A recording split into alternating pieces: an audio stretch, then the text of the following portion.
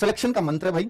एक तो मैं आपको ये बता दूं कि भाई एक पोस्ट अगर आपको अपनी सुनिश्चित करनी है तो निश्चित तौर पर जो कमियां पहले 60,244 में रही थी उन पे काम करना होगा और वो इस बार कमियां ना रहें, इसके लिए आपको जी जान से जुटना होगा। आप खुद से पूछिए एक बार कि वहां पर मेरी कुछ तो कमी रही होगी, क्योंकि 60,244 में अगर मैं नहीं आया और यूपी के अंदर ही भर्तियां थी तो ये कुछ ऐसा नहीं हो सकता कि बिना कमी करे आप दिन रात एक कर दिए थे। और भाई दिन रात भी एक किए थे तो हो सकता है 2-3 महीने किए हो, या बीच बीच में कुछ और ऐसे काम आ गए हो जिनसे आपसे डिस्ट्रैक्ट हुए हो, या आपका माइंड नेगेटिविटी पे चला गया हो, या आपने सोचा हो कि मैं यहां से पढ़ लूं वहां से पढ़ लूं वहां से भी। मैंने 10 जगह से चीजें पढ़ी हो और 10 जगह से पढ़ के मैं कहीं का नहीं रह जाता, ये आपको मानना पड़ेगा। आप एक जगह से पढ़िए, कहीं से भी पढ़िए, 10 जगह पढ़ना। देखिए कोई भी टीचर बोल देगा इस बात को, चाहे आप ऑफलाइन भी पढ़ रहे हैं तो ऑफलाइन भी मन लगा के पढ़िए। फिर आपको ऑनलाइन, फिर आपको आप जाते हैं लाइब्रेरी में, आपको कहता है भाई ऑनलाइन है वो इंडिया का सबसे बढ़िया। भाई अगर आपको ऑफलाइन अपने यहां बहुत बढ़िया चीजें लग रही हैं, बहुत अच्छे से समझ में आ रही है, तो फिर क्यों ऑनलाइन के चक्कर में पढ़ना है? आप ऑफलाइन पढ़िए।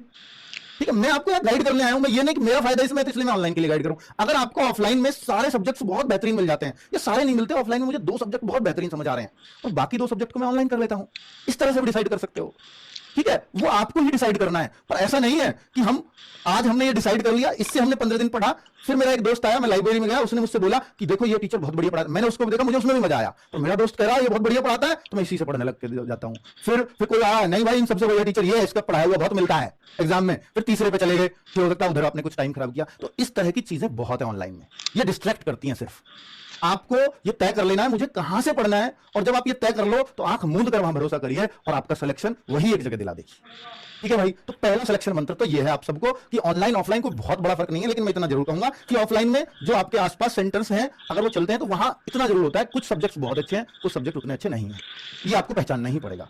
तो अगर आप ऑफलाइन ही पढ़ना चाहते हैं तो पढ़िए ऑफलाइन, लेकिन आपको ये तय करना होगा कि ये 2 सब्जेक्ट मुझे यहां से पढ़ने हैं, ये 2 मैं वहां से पढ़ लेता हूं, ऑनलाइन तय कर लेता हूं, ये डिसाइड कर लीजिए बस। ठीक है, बाकी ऑनलाइन में मैं आपको इतना विश्वास दिलाता हूं कि RWA का 60,244 बच्चों के, मैं ये नहीं कहता कि 100% वो हर चीज हमसे पढ़े, पर उनमें से शायद ही कोई बच्चा ऐसा बचा हो जिसकी सफलता में RWA का कुछ ना कुछ योगदान ना हो।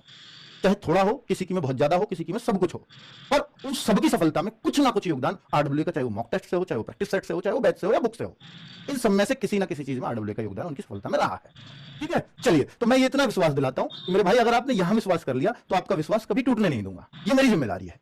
ठीक है, चलो, तो ऑनलाइन में आप चाहे एक सब्जेक्ट यहां से पढ़ें, चाहे आप सब कुछ यहां से पढ़ें, आपको कभी पछतावा नहीं होगा कि मैंने ये चैनल क्यों चुना था।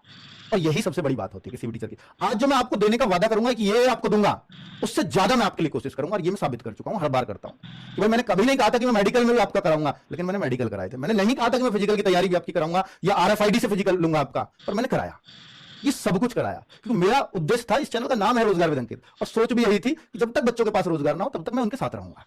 ठीक है, तो रोजगार तभी होगा जब आप मेडिकल में पास होंगे और फिजिकल में पास होंगे, केवल एग्जाम में। यही वजह है कि हम लास्ट तक आपके साथ रहते हैं। ठीक है, बैच या फीस, बैच या फ्री क्लासेस, बैच या फ्री क्लासेस किससे पढ़ें? अगर आप देखिए बच्चे 60,244 में आप ये मानते हो कि मैं बिल्कुल किनारे से रहा हूं, तो आपको कोई बैच लेने की आवश्यकता नहीं है। आप किनारे से रहे हैं, फाइनल मेरिट में रहे हैं, तो इसका मतलब आपने कुछ ना कुछ, कोई ना कोई बैच कहीं ना कहीं से जरूर पढ़ा हुआ होगा, और नहीं पढ़ा हुआ तो एक बार सिस्टमेटिक आपको पढ़ के जरूर देखना चाहिए, अद्भुत सुधार होगा आपके अंदर। बैच होता है सिस्टमेटिक।